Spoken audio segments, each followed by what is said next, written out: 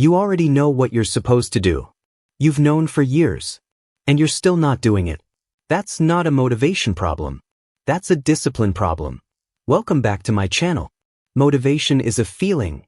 It shows up, then it leaves. Discipline is a decision you make when the feeling is gone. Most people will watch this video, feel something for 10 minutes, and change nothing. Stay with me, because by the last chapter, you'll know exactly how to become someone who doesn't need to feel like it to do it. This is how to be disciplined. Chapter 1. Motivation is a liar. Let's start with the truth nobody wants to hear. Motivation is a liar. It shows up loud. It shows up strong. It makes you feel like this time is different. And then, without warning, without apology, it leaves. It always leaves. And when it leaves, it takes your commitment with it. That's the trap.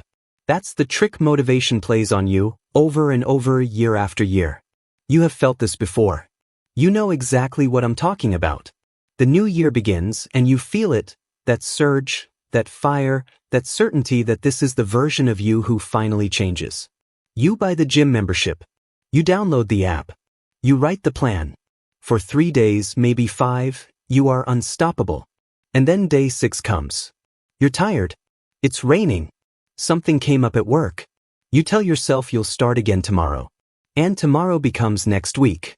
Next week becomes next month. And next month becomes another year of almost. This isn't a personal failure. This is what motivation does to everyone who relies on it. Motivation was never built to last. It's a spark, not a fire. It's a feeling, not a foundation. And if you keep building your life on a feeling, you will keep watching that life collapse. Here's what you need to understand, and I want you to really absorb this. Discipline is not the same thing as motivation. Motivation is what you feel. Discipline is what you do regardless of what you feel. That's the key. That single distinction is the difference between the people who transform their lives and the people who talk about transforming their lives for the next 20 years. Let me give you 2 people. Same starting point. Same January 1st. Same gym membership. Same fresh notebook full of goals. The first person waits to feel motivated before they act. On the days the motivation shows up, they train hard. On the days it doesn't, they skip. Slowly, the skip days start outnumbering the train days. By February, the gym membership is a wasted charge on a credit card statement. By March, they've stopped mentioning the goal altogether. Nobody asks about it anymore. They don't bring it up either. The second person does something radically different. They don't wait to feel like it. They show up on the days they're excited, and they show up on the days they'd rather stay in bed. They show up when it's convenient, and they show up when it's inconvenient. 6 months later, they are unrecognizable, not because they felt motivated more often, but because they never let the absence of motivation stop them from acting. That's the only difference. Not talent. Not luck. Not circumstances. One person waited for a feeling. The other person built a habit that didn't need one. You have a choice right now listening to this. You can keep waiting for motivation to return before you act. And if you do, I promise you, you'll be having this exact same conversation with yourself a year from now, 5 years from now, 10 years from now. Or you can accept a harder, more honest truth. The feeling is never coming back to save you. You have to move without it. It's not about waiting to feel ready. It's about deciding you're doing it regardless. It's not about finding your motivation. It's about building a discipline that doesn't require it. Say that to yourself. Write it down if you have to. Because this idea alone, if you actually apply it, will outperform every productivity hack, every morning routine, every life optimization video you've ever watched. Here's what I need you to stop doing. Stop chasing the high of a fresh start. Stop treating motivation like it's a resource you need to refill before you can act. Stop believing that the version of you who feels like it is the only version capable of doing the work. That version of you is unreliable. He shows up when it's convenient and disappears the second things get hard. You cannot build a life around someone that unreliable. And here's what I need you to start doing instead. Start showing up on the boring days. Start treating your commitments like appointments you can't cancel, not requests you can decline the moment you're tired. Start proving to yourself, in small repeated actions, that you are someone who follows through regardless of how you feel in the moment. That's how trust is rebuilt. Not trust in other people, trust in yourself. And once you have that, motivation becomes irrelevant. You don't need it anymore. You've replaced it with something stronger.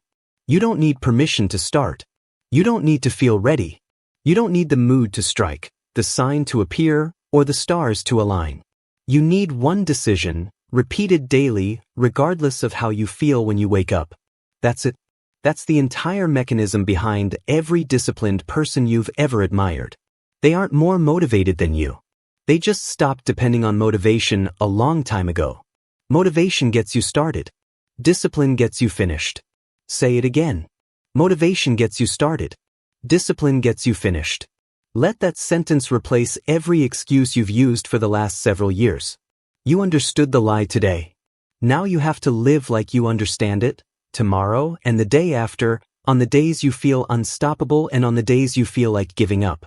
Because there will be another force working against you, one that's even quieter than lost motivation, one that convinces you to stay exactly where you are without you even realizing it's happening. Chapter 2. The Comfort Trap. There is an enemy more dangerous than laziness. It doesn't look like laziness. It doesn't feel like failure. It feels good. That's what makes it so dangerous. That enemy is comfort. Comfort doesn't announce itself. It doesn't kick down your door and demand you give up on your goals. It's quieter than that. It's smarter than that. It slides in disguised as a reasonable decision. I'll start tomorrow. Just this once. I've earned a break. Every single one of those sentences sounds harmless in the moment. That's the trap. Comfort never asks permission. It just takes your future, one small decision at a time. Think about the person who tells themselves they'll start tomorrow. Not a bad person. Not a lazy person. Just a person who's made one small, understandable exception. But here's what nobody tells you about that exception. It rarely stays a single exception. Tomorrow becomes the day after tomorrow. The day after tomorrow becomes next week. And somewhere along the way, I'll start tomorrow quietly turns into a permanent identity, the person who always plans to start and never does. 300 days. That's not an exaggeration. That's how long some people go, telling themselves the exact same lie, morning after morning, convinced that today just isn't the right day. Not because they don't want the result. They want it desperately. But wanting isn't the mechanism that produces change. Action is. And comfort is precisely designed to keep you from taking it. Here's what you need to understand about comfort. It never costs you everything at once. If it did, you'd notice. You'd fight back. Comfort is smarter than that. It costs you 5 minutes here. One skipped session there. A slightly lower standard today that you tell yourself you'll correct tomorrow. It's not about resisting one dramatic collapse. It's about noticing 100 tiny surrenders before they become who you are. You have a choice every single day, in moments that feel too small to matter. The choice to get up when the alarm goes off, or hit snooze one more time. The choice to do the work now or push it to later, knowing full well later rarely comes. The choice to sit in discomfort for 20 more minutes, or retreat to the version of your day that requires nothing from you. None of these choices feel significant in isolation. That's exactly why they're dangerous. You're not being asked to make one enormous decision about your future. You're being asked quietly, dozens of times a day, whether comfort or growth gets to win this round. Let's be honest about something. Comfort isn't evil. Comfort isn't your enemy because it's inherently bad. Rest, ease, and pleasure all have their place. Comfort becomes dangerous the moment it starts making decisions that should belong to your goals. The problem isn't that you rested. The problem is that resting became the default, and effort became the exception. That's when comfort stops serving you and starts running your life. It's not about eliminating comfort completely from your life. That's not realistic, and frankly, it's not even the goal. It's about refusing to let comfort make decisions that belong to your discipline. You can rest after the work is done. You cannot rest instead of doing it. That distinction is everything. Here's what I need you to stop doing. Stop negotiating with yourself in the moments that matter most. The second you start negotiating, just this once, I'll make up for it tomorrow, it's not that big of a deal, you've already lost the round. Discipline doesn't negotiate. It doesn't need to, because the decision was already made in advance, long before the moment of temptation arrived. And here's what I need you to start doing instead. Start making your decisions ahead of time, not in the moment. Decide the night before that you're waking up at the same time regardless of how you feel. Decide in advance that the work gets done before the comfort is allowed. Remove the negotiation entirely by refusing to have the conversation with yourself in real time, because in real time, comfort always sounds more convincing than discipline does. You don't need permission to say no to comfort. You don't need to feel strong, motivated, or inspired to refuse the snooze button, the extra scroll, the easier version of your day. You need one rule, applied consistently: the work happens first. Not when you feel like it. Not when it's convenient. First. Every time. That's the key. I want you to picture your future self for a moment. Not the version of you 5 years from now who's already succeeded. Picture the version of you 5 years from now who kept making the comfortable choice, day after day, the same way you might be doing right now. That version of you isn't dramatically worse off from one decision. He's the sum of thousands of small ones, the snoozed alarms, the skipped sessions, the "I'll start Monday" that turned into another wasted year. That's not a future built by one catastrophic failure. That's a future built by comfort, one quiet surrender at a time. It's not about punishing yourself for wanting ease. It's about refusing to let ease decide who you become. Comfort will always be there, waiting patiently, offering you an easier version of today. Discipline is choosing over and over to walk past that offer, not because it's easy, but because you understand exactly what it's quietly costing you. You've seen the trap now. You know how it operates, quietly, reasonably, one small exception at a time. But understanding the trap isn't the same as escaping it. The next battle isn't against comfort. It's against something even more paralyzing, the belief that you need to feel ready before you're allowed to begin. Chapter 3. Stop waiting to feel ready. There is a word that has quietly destroyed more potential than fear itself. That word is ready. You've used it. Everyone has. I'll do it when I'm ready. I need to feel more prepared. I'm just not there yet. It sounds responsible. It sounds wise, even. But I need you to hear this clearly. Readiness is a myth. It's a story you tell yourself to justify staying exactly where you are. Think about anyone you consider elite, in their field, their body, their business, their craft. Now ask yourself honestly, do you think they felt ready before they started? They didn't. Nobody does. The soldier doesn't feel ready the first time bullets are flying. The entrepreneur doesn't feel ready the day they quit their job to build something from nothing. The new parent doesn't feel ready the moment they're handed a newborn and sent home from the hospital. Not one of them waited for readiness to arrive. They acted, and readiness followed. Quietly, gradually, built entirely out of the action they were terrified to take. This is the part most people get backwards. They think competence comes first, and confidence follows. They think preparation comes first, and action follows. It's the opposite. Action comes first. Every single time. You don't think your way into readiness. You act your way into it. Nobody becomes brave by waiting to feel brave. They become brave by doing the thing while they're still scared, and discovering, every single time, that they survived it. Let's talk about what waiting to feel ready actually is, underneath the polite language. It's fear, wearing a disguise. It's fear dressed up as responsibility, as prudence, as wisdom. And it's convincing because it doesn't feel like fear. It feels like patience. It feels like you're simply being careful, being smart, waiting for the right moment.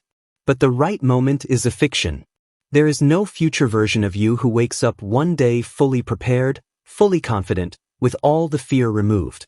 That version doesn't exist. He never will. The only version of you capable of doing this is the one sitting here right now, unprepared, uncertain, and exactly as ready as you're ever going to be. You have a choice. You can keep waiting for the fear to subside before you act, and I promise you it won't. Fear doesn't leave before action. It leaves after, and only because you prove to yourself you could survive it. Or you can flip the entire equation. At first, let competence build itself through repetition. Let confidence arrive as a side effect of doing the thing, not a prerequisite for doing it. Here's what I need you to stop doing. Stop researching instead of starting. Stop consuming another video, another book, another course, convincing yourself that one more piece of information will finally make you ready. It won't. Preparation has a point of diminishing returns, and most people blow far past it, using research as a socially acceptable form of procrastination. Stop asking what if I fail, as though failure is the worst possible outcome. The worst possible outcome isn't failing.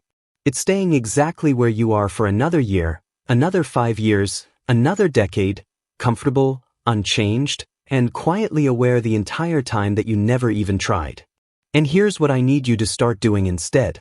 Start treating action as the teacher, not the test. Every rep, every attempt, every uncomfortable first try is data, not a verdict on your worth. Start giving yourself permission to be bad at something before you're good at it, because that's not optional. That's the price of admission for literally anyone who has ever built anything.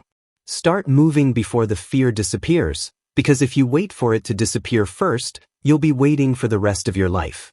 It's not about eliminating fear before you begin. It's about acting while the fear is still there, sitting right next to you, uninvited. That's the discipline. Not the absence of fear, the willingness to move despite it. Anyone can act when they feel confident. That's not impressive. What's impressive, what's rare, is doing the hard thing while your hands are still shaking, while your mind is still telling you it's not the right time. You don't need their permission to begin. You don't need a mentor's approval, a perfect plan, or a guaranteed outcome. You don't need to feel like you deserve to try. You need one decision, to move forward today in your current, unprepared, imperfect state, because that state is the only one you'll ever actually have. There is no fully arrived version of you waiting in the future. There is only the version acting now, and the version still waiting. Choose which one you're going to be. Picture the soldier again for a moment. He didn't train for years so that fear would vanish on the day it mattered. He trained so that he could function competently despite the fear still being there. That's the model. Not fearlessness. Function despite fear. That's what separates people who build the life they want from people who spend their whole life describing the life they wanted, in the past tense, to anyone who'll listen. It's not about waiting until you're ready, it's about becoming ready through the act of doing it scared, unqualified, and unfinished. Say that to yourself the next time you catch yourself stalling behind the word, ready. Because that word, more than any other, has kept more people frozen in place than failure ever has. You've learned to move without waiting for permission from your own fear. But even after you start, there's a quieter danger waiting, the small, seemingly harmless excuses that creep in once the initial excitement fades, and slowly convince you that skipping just once doesn't really count. Chapter 4. The Silent Cost of Small Excuses. Nobody destroys their life with one decision. Nobody.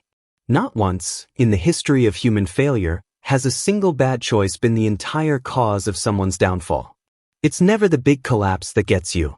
It's the small excuses. The ones so minor you don't even register them as a decision at all. Just 5 minutes late. Just one skipped rep.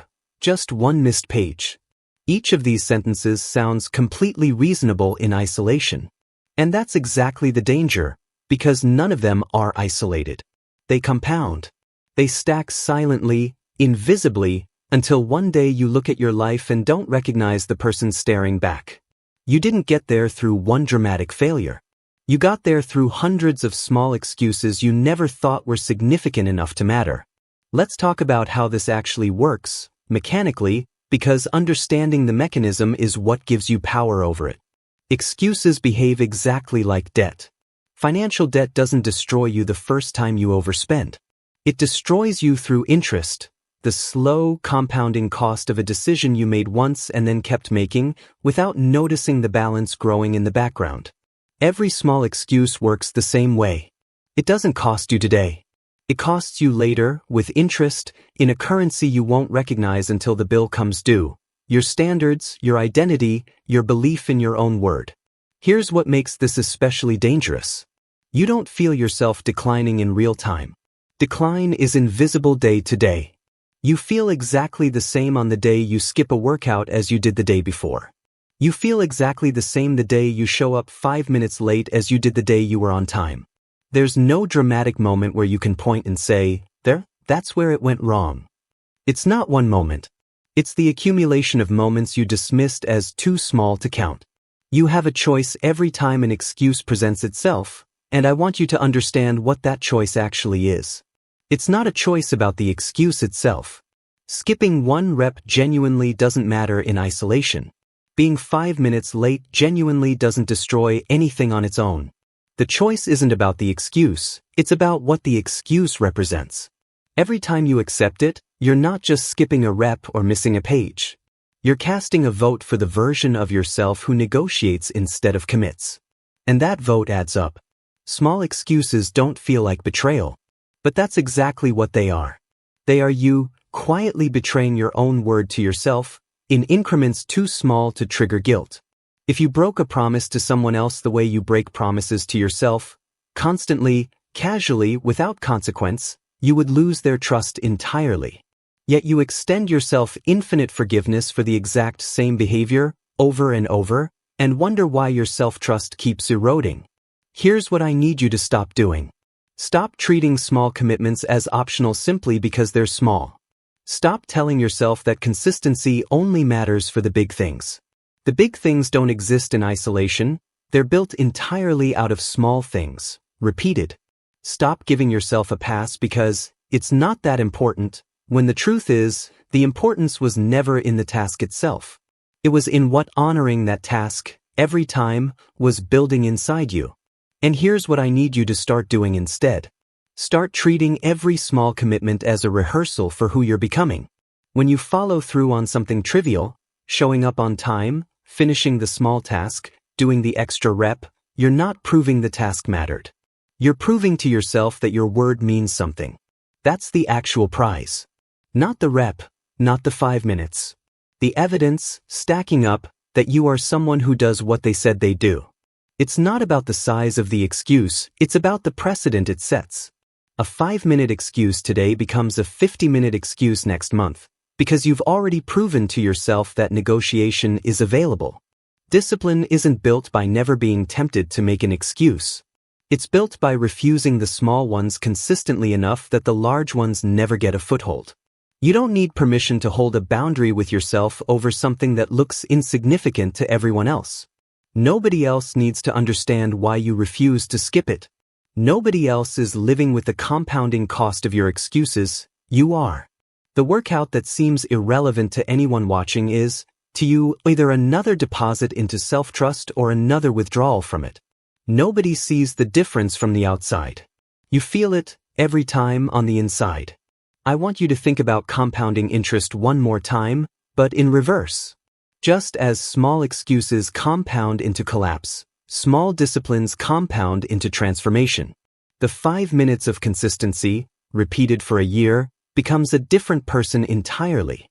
Not because any single day mattered enormously, but because you stopped treating any day as unimportant enough to skip.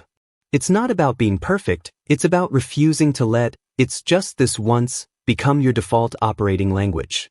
Perfection was never the standard. Consistency was. And consistency is not broken by one missed day. It's broken by the belief that missed days don't matter, repeated enough times to become identity. You've seen how small excuses compound into collapse. Now it's time to learn the opposite mechanism, the one that turns small, boring, repeated actions into a life you no longer recognize in the best possible way. Chapter 5. Build the system, not the goal. Most people fail not because they lack ambition, but because they've built their entire approach around the wrong target. They chase goals. They should be building systems. That distinction, the one most people never stop to consider, is the difference between temporary change and permanent transformation. A goal is a destination. Lose 20 pounds. Read more books. Build a business. Goals feel powerful because they're specific, measurable, exciting to declare out loud. But here's the problem with goals that nobody tells you. A goal has an ending. The moment you reach it, the structure that got you there disappears. You lose the weight, and then what? You hit the number, and then what happens to the behavior that got you there? For most people, the answer is nothing. The goal ends, and so does the discipline that carried them to it. A system is different. A system doesn't end. A system isn't something you complete, it's something you become. Read more books is a goal. Read 10 pages every night before bed, regardless of mood, is a system. Notice the difference. The goal describes an outcome you're chasing. The system describes an identity you're building. One has a finish line. The other doesn't need one, because the system itself is the win. Let me give you two people again, because contrast is how you actually learn this. The first person has a goal, read more. They start strong. They read constantly for 2 weeks, proud of the progress, telling people about it. Then life gets busy. The goal quietly slides down the priority list. 3 months later, they haven't touched a book, and the goal has silently died, not through one dramatic decision to quit, but through the simple absence of any structure holding it in place. The second person doesn't have a goal to read more. They have a system, 10 pages every night, before sleep, no exceptions. It doesn't matter if they're tired. It doesn't matter if they're not enjoying the book. It doesn't matter if they only have time for 5 of the 10 pages some nights. They do what they can and they don't skip entirely.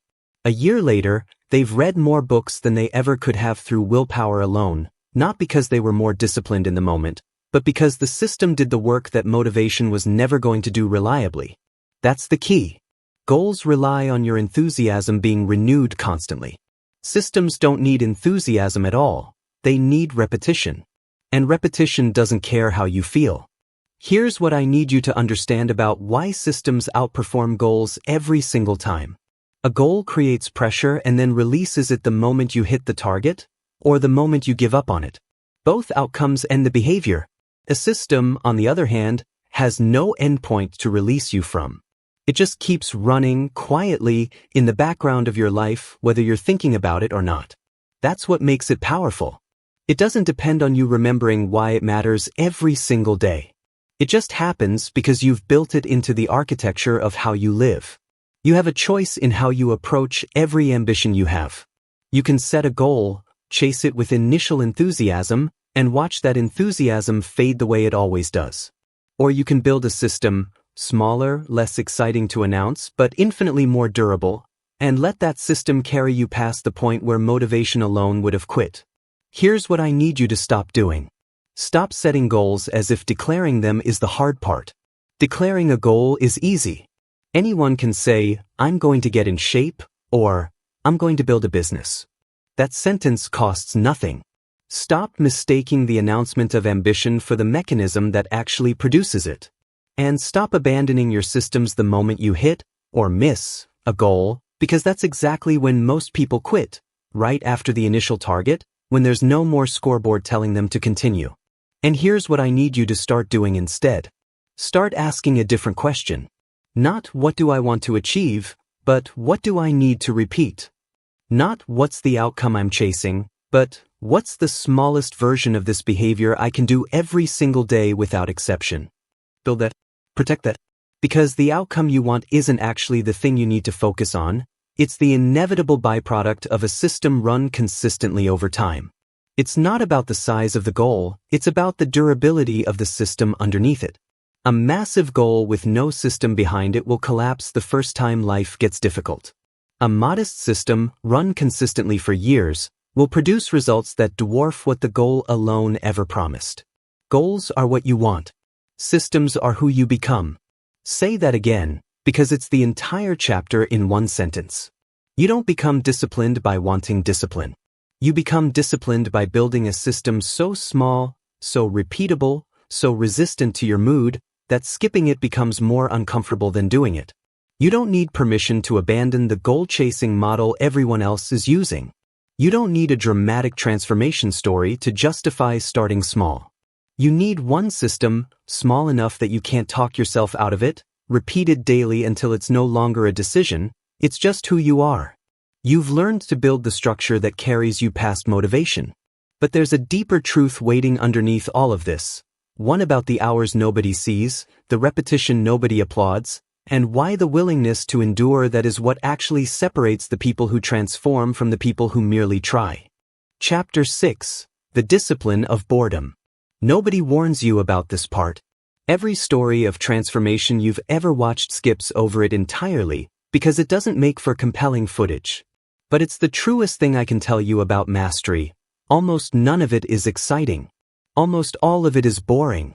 And your willingness to endure that boredom, day after day, unfilmed and unnoticed, is the actual dividing line between the people who succeed and the people who don't. Think about what you actually see when you watch someone impressive, an athlete, a craftsman, an expert at anything. You see the highlight, the competition, the finished product. What you don't see is the 10,000 hours that came before it, the repetitive drills, the failed attempts, the identical Tuesday afternoon repeated for years, indistinguishable from the Tuesday before it. That's not the exciting part of the story. That's the entire story. The highlight is just the 2 minutes where the boredom finally became visible to someone else. Here's the trap most people fall into. They expect the process of building something meaningful to feel meaningful in every moment. It doesn't. It feels tedious. It feels repetitive. It feels, most days, like nothing is happening at all. And because it doesn't feel like progress, people quit, not because they failed, but because they mistook boredom for stagnation. They weren't stagnant. They were exactly where they needed to be. They just didn't recognize it, because nobody told them mastery is built almost entirely in hours that feel like nothing is happening. Master craftsmen don't become masters through inspired bursts of creativity. They become masters through thousands of unremarkable repetitions, the same cut, the same stroke, the same motion, refined by sheer repetition until it becomes effortless. Athletes don't become elite through the game itself. They become elite in empty gyms, running the same drill for the 400th time, with no crowd, no scoreboard, no one watching.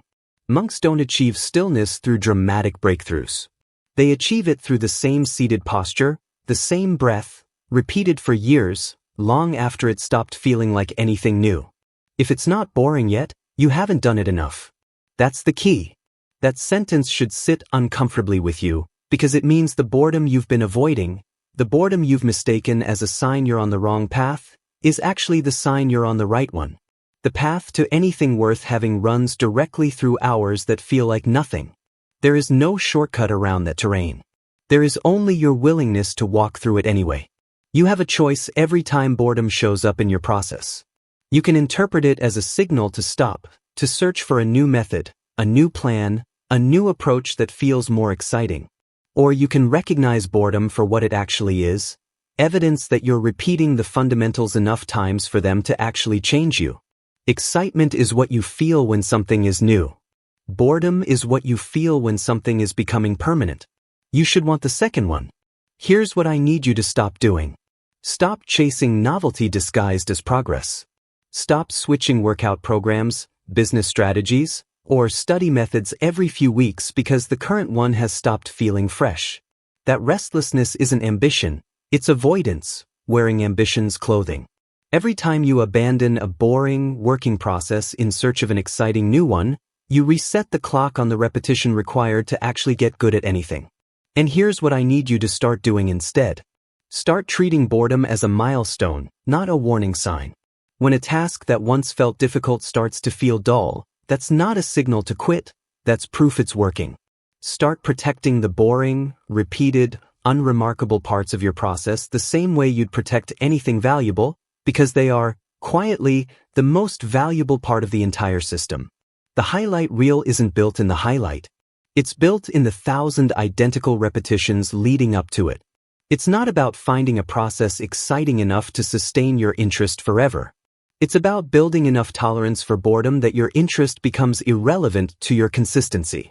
That's what separates people who finish from people who restart. Not talent. Not passion. Tolerance for the parts of the process that don't feel like anything at all. You don't need permission to keep doing something that looks repetitive and unimpressive to everyone watching. Nobody claps for the 400th rep. Nobody applauds the 10th consecutive identical Tuesday. That's fine. Applause was never the point, and if you're doing this for applause, you'll quit the moment the applause stops. Which brings us to something you need to hear next, about who you're actually doing this for. Chapter 7. Stop proving and start doing. Here's a question I need you to sit with honestly, because your answer will tell you more about your future than almost anything else in this book. Are you doing this for yourself, or are you doing this to be seen doing it? Most people, if they're honest, are doing at least part of it for the audience. The photos of the workout. The public declaration of the goal. The visible effort, timed and shared for maximum recognition. It feels harmless. It even feels motivating in the moment, the likes, the comments, the encouragement. But there's a hidden cost buried inside that validation, and it's this. Discipline built for an audience collapses the moment the audience stops watching. Think about what that actually means. If your effort depends on being seen, then your effort has an off switch, and other people are holding it. The day nobody's watching, the day the post gets less engagement than usual, the day the applause quiets down, that's the day your motivation quietly disappears with it. You didn't build discipline. You built a performance. And performances only continue as long as there's an audience willing to watch. Contrast that with someone who trains in complete privacy, no posts, no updates, no announcement to anyone. Nobody is cheering for them. Nobody even knows what they're working toward. And yet, years later, they've built something enormous, simply because their effort was never contingent on anyone else's attention in the first place. Nothing had to be maintained for an audience because there was never an audience to maintain it for. Just the work. Just them, showing up, day after day, for reasons that belonged entirely to them. Do it in the dark. Let the results speak in the light. That's the key. Not because secrecy is inherently virtuous, but because doing the work without an audience forces you to find a reason to continue that has nothing to do with recognition. And that reason, whatever it is for you, is infinitely more durable than applause, because nobody can take it away from you by simply looking somewhere else. Here's what's underneath the need for validation, if you're willing to look at it honestly. It's not really about sharing your progress. It's about needing external proof that your effort matters, because some part of you doesn't fully believe it matters unless someone else confirms it. That's a fragile foundation to build an entire identity on. You are outsourcing your sense of worth to people who, statistically, are barely paying attention to you at all, scrolling past your effort in half a second, on their way to something else entirely. You have a choice every time you're tempted to make your effort visible before it's finished. You can seek the validation now, prematurely, and let that validation replace the actual completion of the work. Or you can withhold the announcement, do the work in silence, and let the finished result speak with a volume no premature post ever could. Talking about a goal releases some of the same satisfaction as achieving it, which means every time you announce your plans loudly, you're quietly draining the motivation you needed to actually finish them. Here's what I need you to stop doing. Stop seeking permission or approval before you're willing to commit to something. You don't need their permission. Stop measuring your progress by engagement, comments, or how impressed other people seem. Their impression of your effort has absolutely nothing to do with whether that effort is actually working. Stop announcing goals as a substitute for pursuing them. The sentence, "I'm going to do this," should be reserved for people who've already started, not people looking for a reaction. And here's what I need you to start doing instead. Start protecting your process from outside opinion until it's strong enough to survive criticism, doubt, or indifference. Start finding your reason in something that doesn't require anyone else's agreement. Your own standards, your own word to yourself, the private satisfaction of doing something difficult regardless of who noticed. Start treating silence as a strength, not a deprivation. The quietest work is often the most honest work, because it was never performed for anyone. It's not about hiding your effort out of shame, it's about protecting it long enough that it becomes unshakable before you ever expose it to outside opinion. A young plant needs shelter before it can survive a storm. Your discipline needs the same thing, private roots before public branches. You don't need an audience to validate the hours you're putting in. You don't need someone else's belief in you to justify continuing. You need your own word, kept to yourself, consistently, whether anyone is watching or not. That's the entire foundation. Everything else, the recognition, the applause, the approval, is optional, and frankly, irrelevant to whether the work gets done. You've learned to stop performing discipline and start living it, privately, without needing anyone's permission or applause. Now we need to talk about how to make that discipline require almost no willpower at all, by removing the decision entirely. Chapter 8. The Power of the Non-Negotiable. Willpower is not unlimited. I need you to accept that fact before we go any further, because most people build their entire approach to discipline on the false belief that willpower is a bottomless resource they can draw from at any moment, in any situation, without cost. It isn't. Every decision you make throughout the day draws from the same limited well. And the moment that well runs dry, discipline becomes exponentially harder, not because you're weak, but because you've been spending a finite resource as though it were infinite. Here's what almost nobody tells you. The people you consider most disciplined are not making more decisions than you. They're making fewer. That's the counterintuitive truth hiding underneath every disciplined life you've ever admired. They haven't developed superhuman willpower. They've simply removed entire categories of decision from their day, so willpower is never required in the first place. This is the power of the non-negotiable. A non-negotiable is a single action, or a small handful of actions, that you remove entirely from the realm of decision-making. Not should I work out today, but I work out at this time, every day, the same way I brush my teeth. Notice what happens the moment something becomes a non-negotiable. The question disappears. You don't ask yourself whether you feel like brushing your teeth in the morning. You don't negotiate with yourself about it. You just do it because it was never up for debate in the first place. That's the exact mechanism I need you to apply to whatever matters most to your transformation. Think about how much of your daily willpower gets consumed by decisions that shouldn't even be decisions. Should I work out today? Should I eat well today? Should I do the task I've been avoiding, or push it to tomorrow? Every one of those questions costs you something, even if you eventually land on the right answer.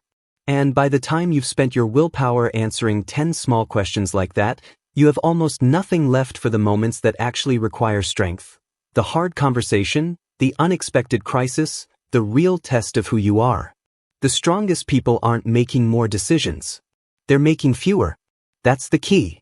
They've taken the actions that matter most and moved them outside the reach of mood, motivation, or negotiation entirely. The decision was made once, in advance, with a clear head, far from the moment of temptation, and it never has to be made again. Let me show you what removing the decision actually looks like in practice. Someone with a non-negotiable morning workout doesn't lie in bed each day weighing whether today feels like a workout day. There's no debate.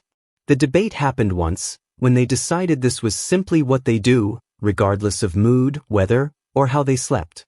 When the alarm goes off, there's no negotiation to have, just an action already decided, waiting to be executed. That's an enormous amount of mental energy saved, every single day, that would otherwise be spent talking themselves into or out of the exact same decision.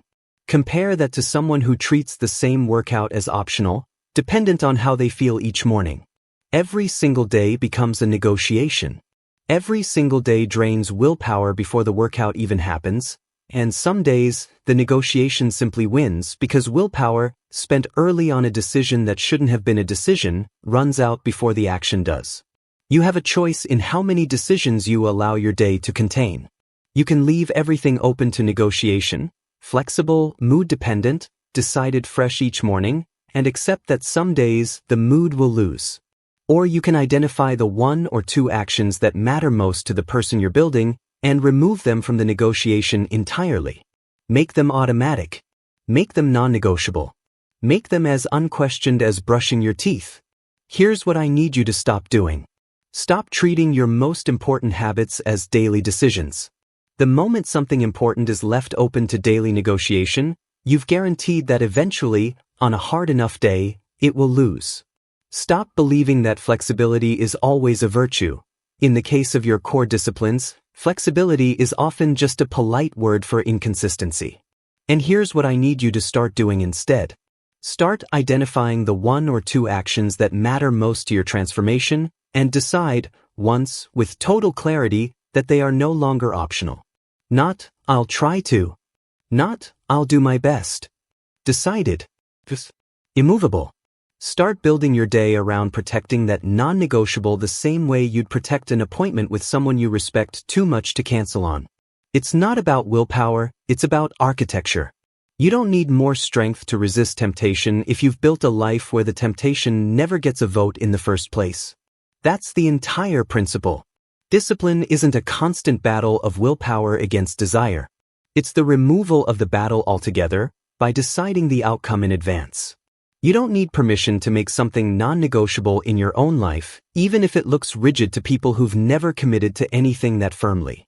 Rigidity, in this one specific sense, is not a flaw. It's the entire mechanism that protects your most important actions from a mood that was never going to cooperate anyway. You've learned how to remove decisions and protect your discipline through structure. But structure alone isn't the final test. The real test comes when everything around you falls apart, and your systems are put under a pressure they were never designed for on your easiest days. Chapter 9. Discipline under pressure. Everything you've built so far has likely been tested only in calm conditions. The quiet mornings. The predictable schedule. The version of your life where nothing unexpected is demanding your attention. That's not a criticism, it's simply the truth about where most discipline gets built. But I need you to understand something crucial. Discipline built only for calm conditions was never actually tested. It was just untested potential, waiting for the one thing that reveals whether it's real. That one thing is pressure, stress, failure, criticism, exhaustion. The moments where life stops cooperating with your plan and starts actively working against it. This is where most people's systems collapse, not because the systems were poorly designed, but because they were never built with pressure in mind. They were built for the easy version of life, and the easy version of life doesn't last forever for anyone. Picture someone who journals every single day for a year. Consistent, reliable, proud of the streak. Then a crisis hits. A loss, a failure, a diagnosis, a collapse of something they depended on. And in that moment, one of two things happens.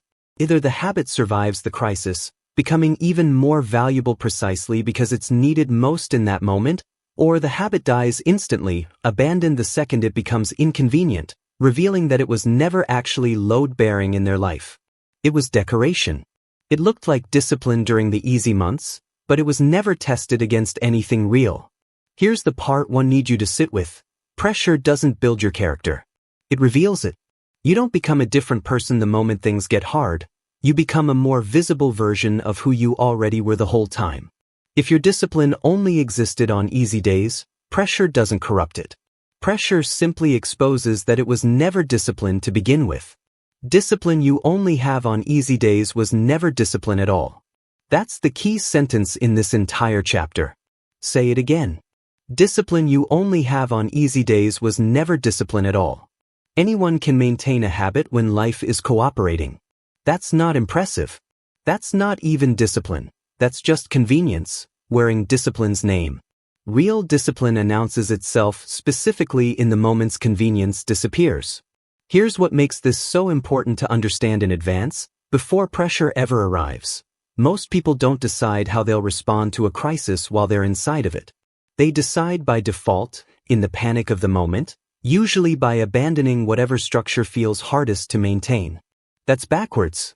The people who maintain their standards under pressure decided, long before the pressure arrived, that their non-negotiables were non-negotiables specifically because life would eventually test them. They didn't wait to find out whether the commitment would survive a crisis. They built it to survive one in advance. You have a choice about how you relate to pressure. You can treat hard seasons as a legitimate excuse to abandon your standards temporarily, telling yourself you'll pick everything back up once things calm down. Or you can recognize hard seasons as the exact moment your standards matter most, precisely because they're the hardest to maintain. The habit that survives a crisis is worth infinitely more than the habit that only ever existed in comfortable conditions, because the one that survives crisis is the one that's actually shaping who you are. Here's what I need you to stop doing. Stop treating difficult circumstances as automatic permission to lower your standards. Stress is real. Exhaustion is real. Grief and failure and chaos are real, and I'm not telling you to ignore them. But there's a difference between adjusting your approach under pressure and abandoning it entirely, and most people, when things get hard, don't adjust. They quit and call it self-care and never return to what they abandoned. And here's what I need you to start doing instead. Start scaling down instead of stopping completely. If pressure makes your full routine impossible, don't eliminate it, shrink it. The person who can't do their full workout during a crisis can still do 5 minutes. The person who can't write a full journal entry can still write 1 sentence. The goal during pressure isn't maintaining intensity. It's maintaining continuity, keeping the thread unbroken, even if it's thinner than usual, so there's something to rebuild from once the pressure passes. It's not about pretending pressure doesn't affect you, it's about deciding in advance what the minimum version of your discipline looks like when everything else falls apart. That decision, made in a calm moment, is what protects you in a chaotic one. You don't want to be figuring out your standards for the first time in the middle of the storm. You want to already know them cold before you ever need them. You don't need permission to maintain your standards while everyone around you is using difficulty as an excuse to lower theirs. Difficulty is not an excuse. It's the test. And the people who pass it aren't the ones who never face pressure. They're the ones who decided, long before the pressure came, exactly what they were unwilling to sacrifice. You've now seen what discipline looks like when life is actively working against you. But there's one final shift left to make, the one that takes everything you've learned in this book and turns it from a set of individual actions into a permanent identity you no longer have to fight to maintain. Chapter 10. Become the person who doesn't quit. Everything in this book has been building toward one final shift, the most important one, and the hardest one to explain, because it isn't really about action anymore. It's about identity.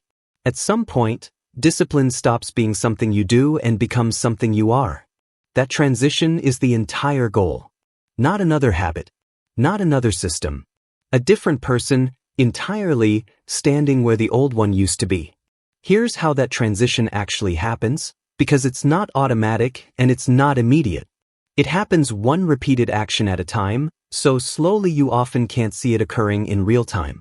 You don't wake up one day suddenly transformed into someone disciplined. You wake up, after months or years of repeated action, and realize you already are that person, that the debate you used to have with yourself every single morning simply isn't happening anymore, because the outcome was decided so many times that it stopped being a decision at all. I want to give you a concept that I need you to carry with you long after this book ends. Every action is a vote. Every single choice you make, the workout you complete or skip, the excuse you accept or refuse, the work you do in silence or the recognition you chase instead, is a vote for the person you're becoming. No single vote determines the outcome, but an accumulation of votes, cast the same way over and over, eventually produces an unmistakable result. You don't become disciplined through one enormous decision. You become disciplined through thousands of small votes, cast consistently for the same identity, until that identity becomes undeniable. This is why the earlier chapters matter so much, and why I need you to see them now as pieces of one single mechanism, not separate lessons. Motivation is a liar, so you stopped waiting for it and started casting votes for consistency instead of waiting for a feeling. Comfort is a trap, so you stopped letting it quietly make decisions that belong to your discipline.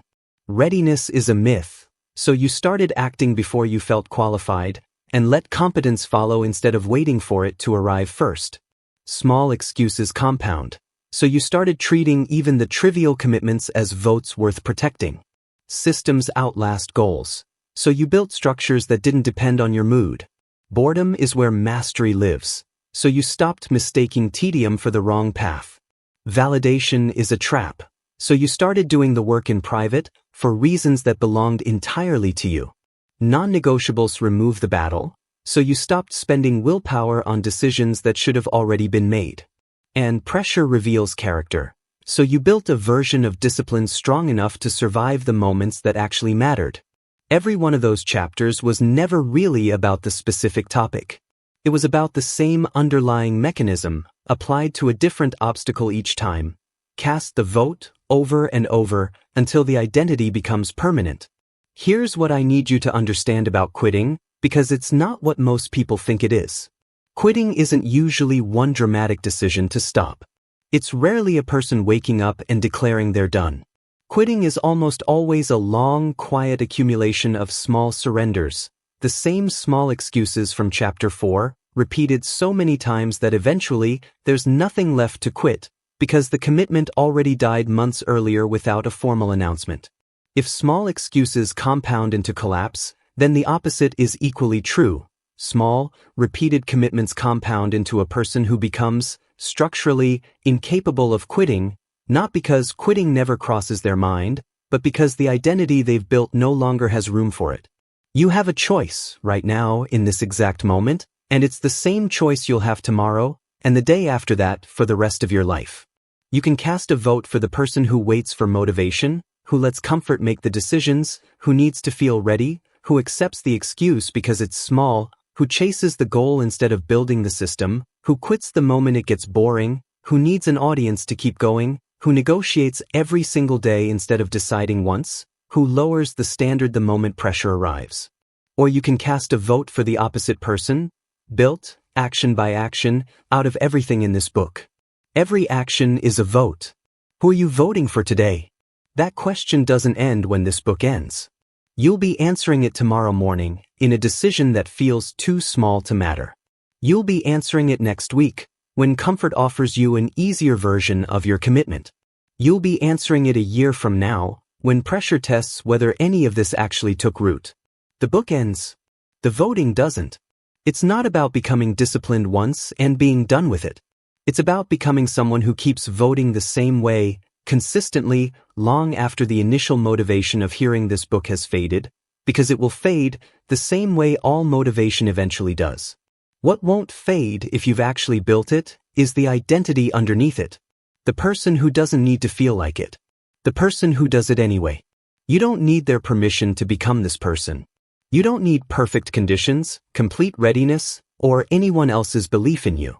You need one vote today and then another tomorrow, cast the same way until quitting stops being a real option, not because you're forcing yourself to resist it, but because you've built someone who simply doesn't operate that way anymore. That person is available to you. He always has been. The only thing that's ever stood between you and him is the next vote you're about to cast. The conclusion. Let's be clear about what you just heard. Motivation will fail you. Discipline won't. Comfort will try to steal your future one small decision at a time. Don't let it. You don't need to feel ready. You need to act, and readiness will follow. Every excuse you make is a vote against the person you want to become. Stop voting against yourself. Build systems, not goals. Embrace the boredom. Do the work in the dark and let the results speak for themselves. Make your non-negotiables truly non-negotiable. And when pressure comes, because it will, remember, discipline you only have on easy days was never discipline at all. You are one decision away from becoming the person who doesn't quit. So here's your challenge. Pick one thing from this video and do it today, not tomorrow, not when you feel ready, today. If this video helped you, hit subscribe so you don't miss what's coming next. Like this video if you're ready to change. And share it with someone who needs to hear this today. The only thing left standing between you and the disciplined life you want is you.